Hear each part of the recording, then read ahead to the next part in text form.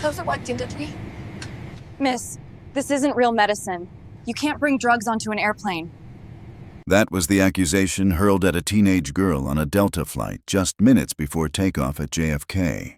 What seemed like a routine safety procedure quickly spiraled into 18 minutes of nightmare, witnessed by millions around the world.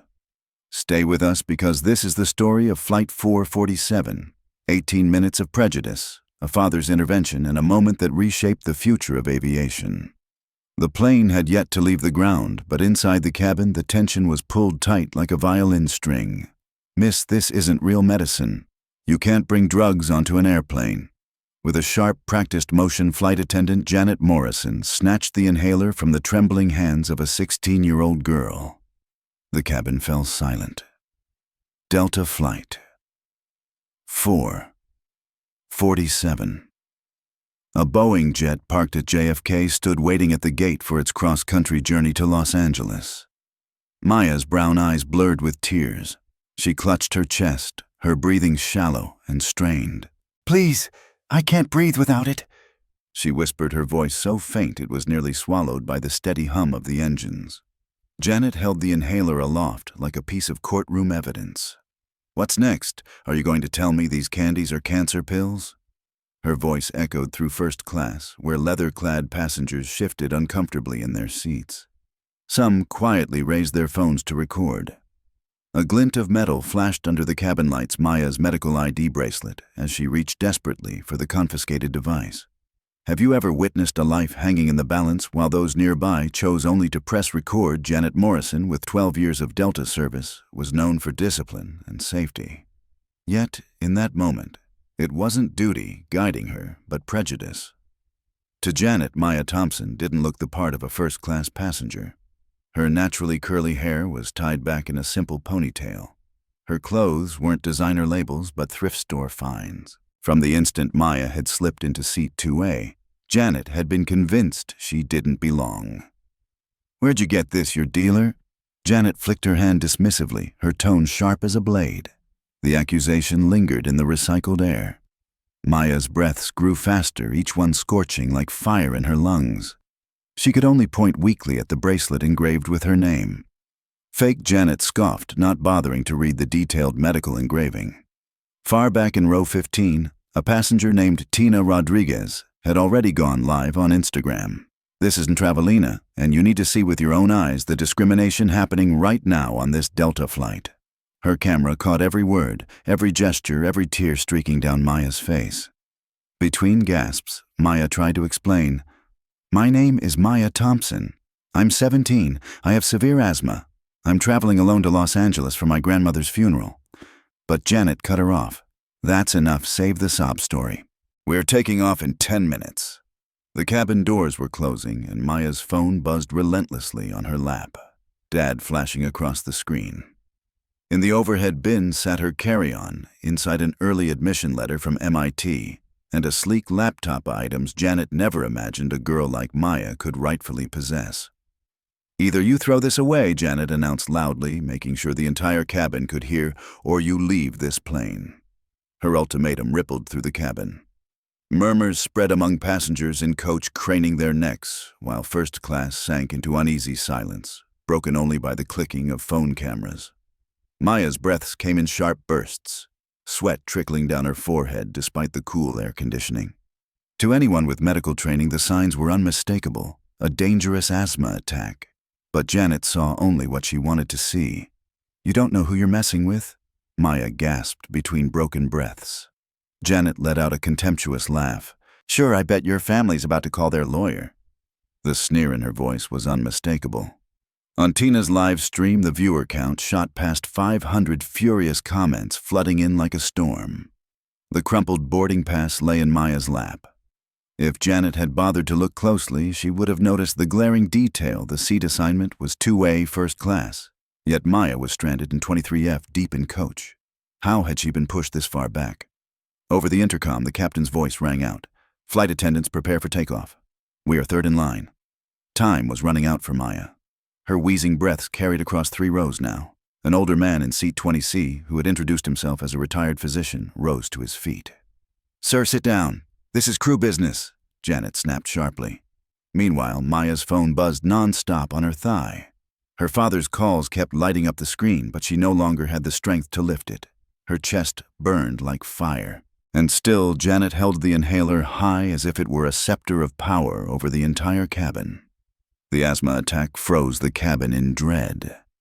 "I don't know what game you're playing, but this is a serious airline," Janet barked. But her words were immediately drowned out by Maya's violent coughing. The 17-year-old's lips were turning blue, a sign any trained medical professional would recognize instantly. The cabin door was still open, but Janet's ultimatum hung in the air like a sentence. Other flight attendants stood frozen, their anxious eyes betraying what their silence dared not. Meanwhile, Tina Rodriguez's live stream had exploded past 10,000 viewers. The hashtag #DeltaDiscrimination surged across social media. News outlets were already seizing the story. Maya trembled as she tried to call her father back, but another wave of suffocating breath made her drop the phone. Her whole body shook uncontrollably. Janet crossed her arms, muttering with a cutting smirk. "What a performance!" Several first-class passengers shifted uneasily, phones now raised openly, cameras trained on Maya and Janet. At that moment, Maria Santos, the flight supervisor, stepped in from the cabin door. Her radio crackled with disjointed messages about a priority passenger and corporate communication. She scanned the tense scene quickly. "What's happening here?" she asked quietly. With confidence that masked arrogance, Janet replied, "Passenger in 23F tried to bring a controlled substance on board. She's pretending it's an inhaler." Maria's eyes flicked to Maya, who was doubled over, struggling for each fragile breath. "Did you check her medical documentation?" Maria pressed. "Fake bracelet, fake story. I've got 12 years of experience." "I know this trick," Janet waved off. By now, the live stream audience had surged to 50,000. Across social platforms, the phrase, "Let Maya breathe," was trending, transforming into a rallying cry. Dr. Henry Chen in 20C could hold back no longer. "Excuse me, but that girl is showing severe respiratory distress. She needs her medication immediately," he said firmly. "Sir, sit down." "This is a crew safety matter," Janet shot back. "No," Dr. Chen replied, his voice carrying the weight of 40 years in medicine. "This is a medical emergency, and I'm a licensed physician. She needs that inhaler now." The cabin chilled under the weight of his words. Janet's mantra, "Crew safety matters more than passenger comfort," echoed like ice, leaving everyone shaken. Maya fought for every shallow breath, her chest heaving unnaturally fast. At that exact moment, 2 TSA officers appeared at the cabin door. Janet had already summoned them, reporting a passenger suspected of carrying drugs. They approached with routine firmness. "Ma'am, you'll need to come with us," one officer said, his voice calm but firm. Maya could only wheeze, her trembling hand hovering near her buzzing phone. The screen lit up again with one word: "Dad." "She's non-compliant," Janet quickly announced. "Claims it's medicine, but grew aggressive when I confiscated it. Clear signs of deception." Dr. Chen rose fully, now ignoring her warnings. "Officers, I'm a physician. This is not non-compliance. This is a severe asthma attack. The girl is in a medical emergency." The 2 officers exchanged uneasy looks. The evidence was undeniable. Maya was drenched in sweat, gasping as though her body was failing. "Without a prescription bottle, we're obligated to support the crew." One officer murmured, his eyes full of reluctance. The phone rang again, this time piercing through Maya's oxygen-starved haze like a siren. With the last of her strength, she managed to tap answer. "Dad," she whispered, her voice barely more than air. The live stream caught every second. More than 200,000 viewers were watching now as the hashtag #DeltaDiscrimination climbed into national trending. The entire cabin fell into hushed silence. Only Maya's ragged breathing and the faint broken words on the call remained. Every gaze turned to row 23F, the tension so sharp it felt like hearts were beating in unison. Janet's heel tapped impatiently against the floor. The flight was already 15 minutes behind schedule. Ground control was pressing. The day's schedule threatened to unravel. Yet all of it felt meaningless compared to the sight of a teenager clinging to life. "We don't have all day." Janet snapped, her voice sharp as steel, forcing the choice: produce medical papers or leave the plane. Standing nearby, Maria Santos clenched her hand into a fist. She knew something was wrong, but the hierarchy of aviation demanded caution. Maya's call continued to fragments of words slipping through. They won't. Please help. Flight 447.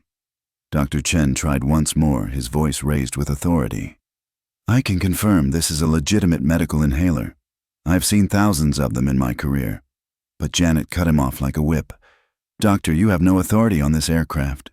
The TSA officers froze in the aisle, torn between procedure and the truth. Before their eyes, Maya's lips had turned purple, her breaths shallow and uneven. A passenger muttered, "This is insane. Can't they see she's sick?" Janet spun around instantly. Anyone who interferes will be removed from this flight.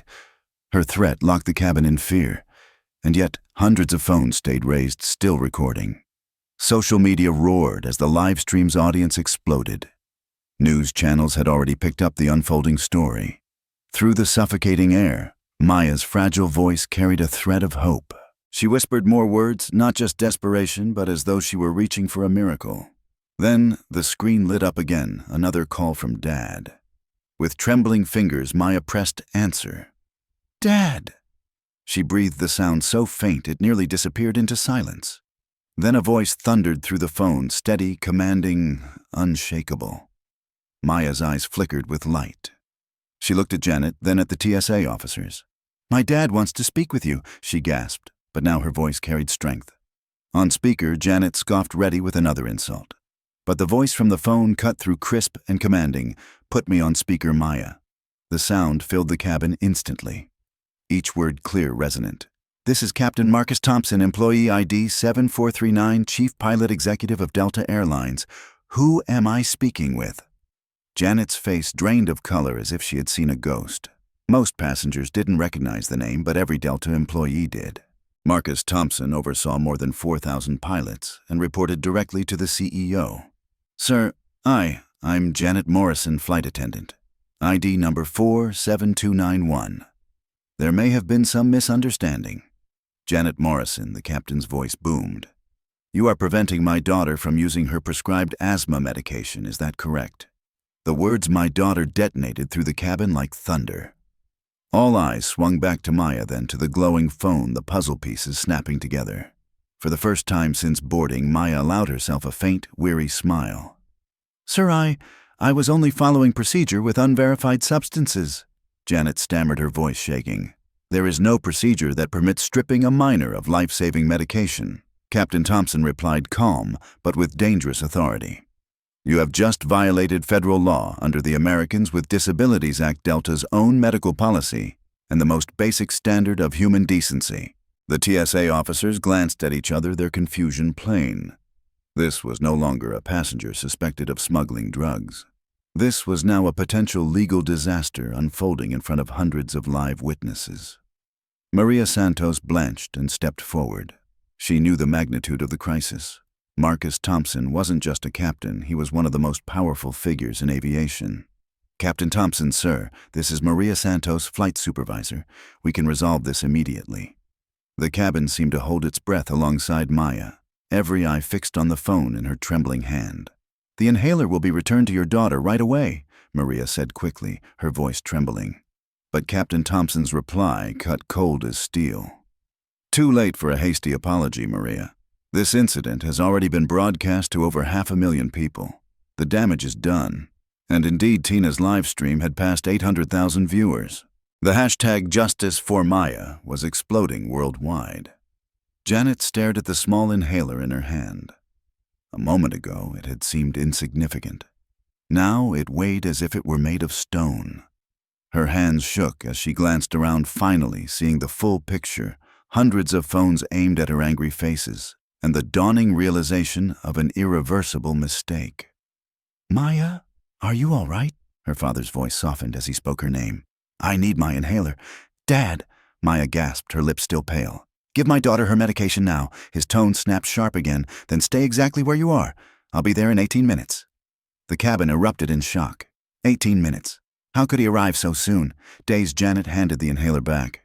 Maya raised it to her mouth, drawing a deep breath. Hope sparked back into her eyes. Her breathing was still labored, but the crisis eased. Sir, how could you possibly be here so quickly? You're calling from Atlanta, Janet stammered. For the first time, the captain's voice carried a hint of dry humor. Janet, I'm calling from Terminal 4 Gate 23. Flight 773 from Denver landed 12 minutes ago. I was just on my way home when I got Maya's emergency alert.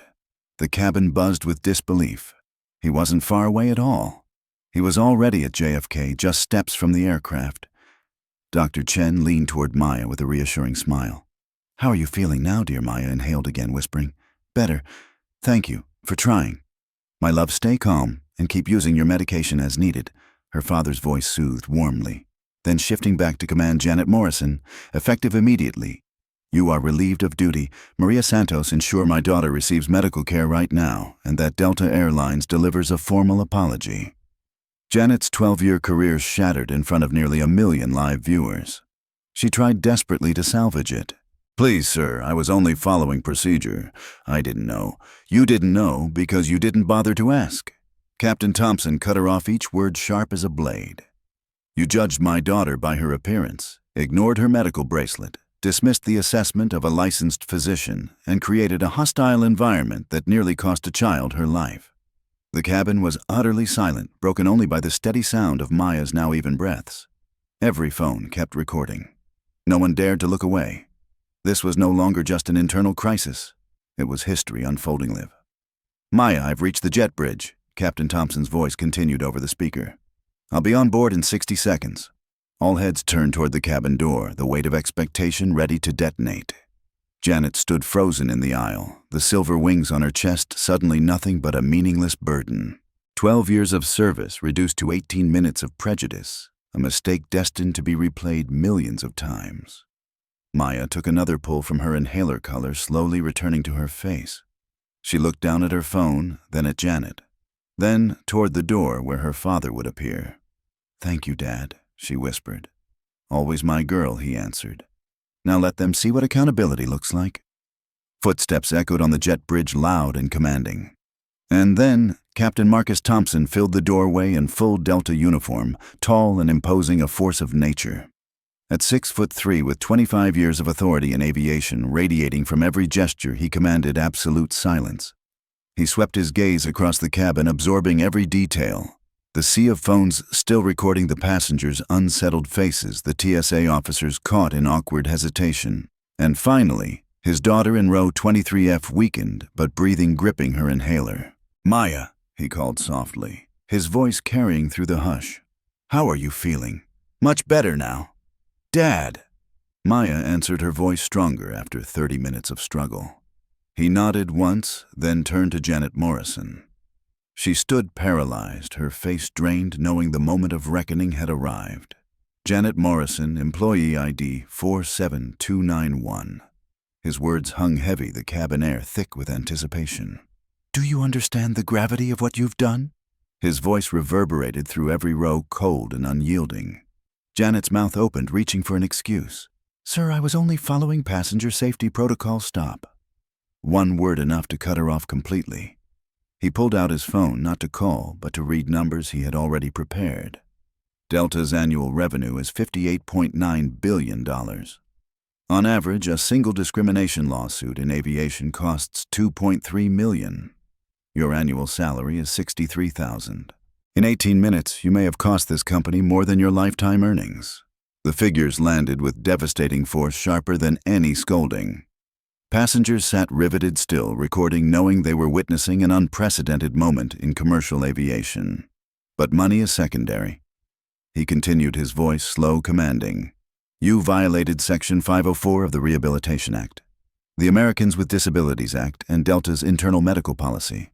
You created a hostile environment for a minor rooted in racial bias, ignoring medical documentation and the judgment of a licensed physician." From row 20C, Dr. Chen nodded firmly, affirming every charge.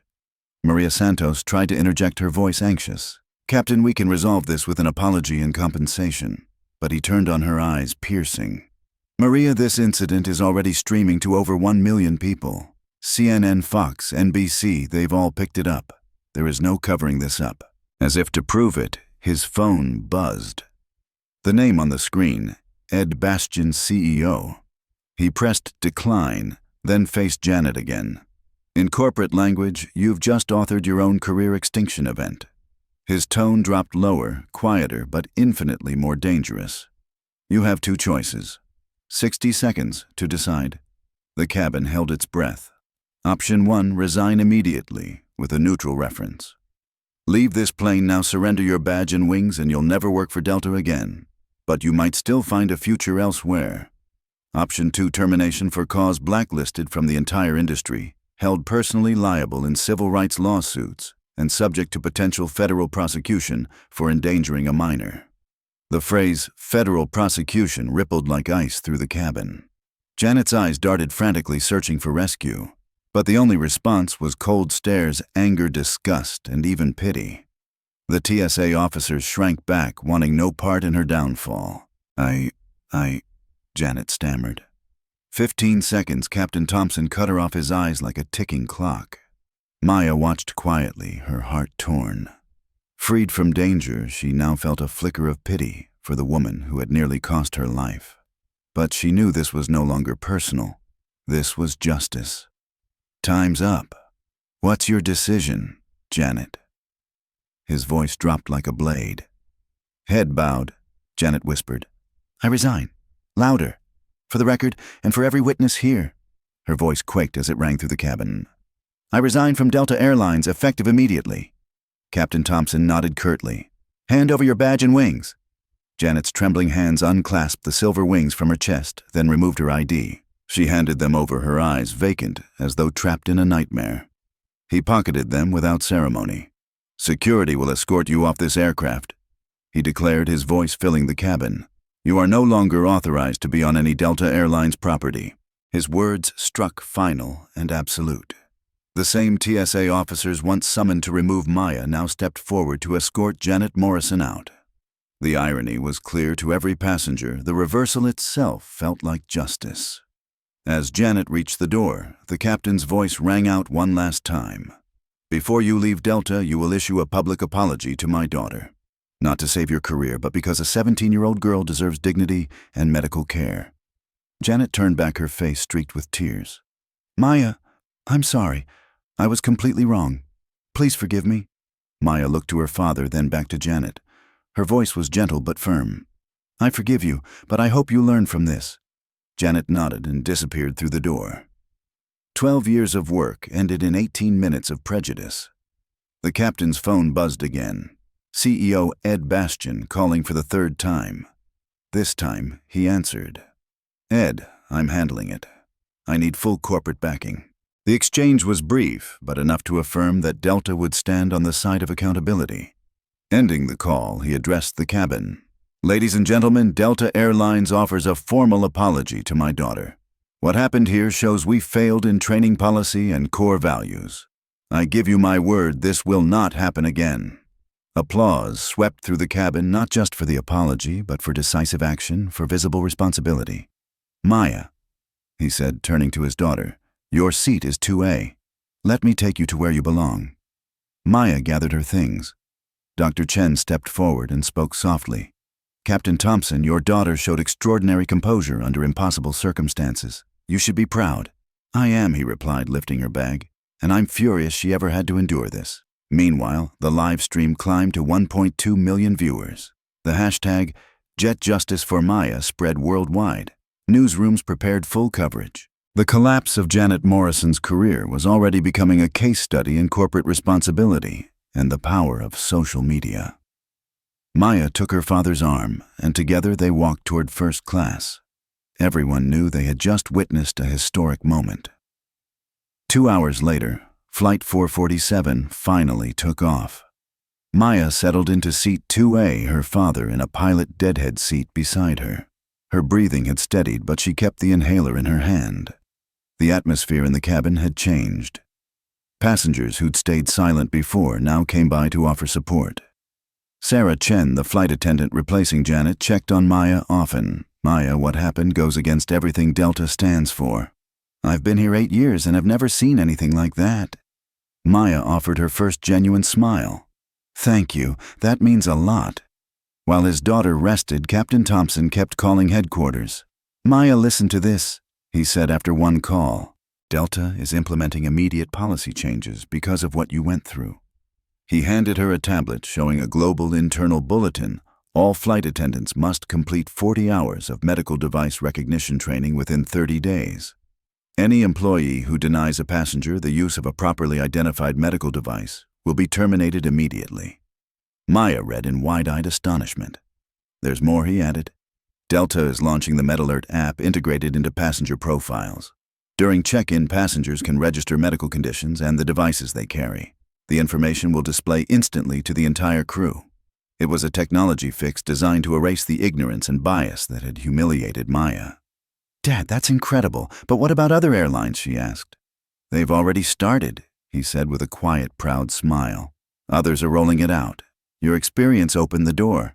Major carriers like American United and Southwest immediately contacted Delta requesting copies of the new policies. Those 18 minutes of hell, Captain Thompson told Maya, are going to protect thousands of passengers. Dr. Chen, who had been following the development, stopped by during meal service. Maya, I've reached out to the American Medical Association. We're developing standardized medical identification protocols for all commercial aviation. The ripple effects were expanding beyond Delta, beyond commercial aviation, and into healthcare and civil rights. Maya's story was becoming a catalyst for change across multiple sectors. Near the end of the flight, Tina Rodriguez, the passenger who had live-streamed the incident, came by. Your video has more than 15 million views. The comments are pouring in. People are sharing their own stories of discrimination, calling for change, demanding accountability. What about Janet? Maya asked quietly. I heard she's trying to get a job at a retail store in Queens, Tina said. No airline will touch her. Search her name on Google. It's all video. Maya felt conflicted. Justice had been served, but watching a life's work collapse still weighed on her heart. Sweetheart, Captain Thompson said, placing a hand on her shoulder, sensing the conflict. What happened to Janet is the result of her choices, not yours. You faced everything with a calm most adults struggle to achieve. When Flight 447 landed in Los Angeles, Maya realized that her life had changed forever in a single day. She was no longer just a teenager flying to her grandmother's funeral. She had become the face of a movement, a symbol of quiet strength against injustice. 6 months later, Maya Thompson, now a first-year student at MIT, stood before a congressional subcommittee on transportation and civil rights to testify about discrimination in air travel. The changes after my experience reduced medical discrimination complaints at Delta by 78%, she said. But the real victory isn't in the numbers. It's in the letters I received from parents who no longer fear flying with their children's medical devices. Delta's MedAlert app was quickly adopted by 12 other major airlines. The downfall of Janet Morrison became a standard example in business schools for corporate accountability. Captain Marcus Thompson was appointed Vice President for Inclusive Operations, overseeing industry-wide reform. Maya's story reached far beyond aviation, inspiring hospitals, schools, and retail stores across America. I learned something essential that day, Maya concluded her testimony. Power only matters when it protects the vulnerable, not when it exploits them. When we witness injustice, we have two choices: record it or be complicit in silence. One brave person can change an entire system, but only if someone dares to speak. The video of Flight 447 surpassed 50 million views. It was shown in law schools' diversity training programs and cited in multiple federal cases.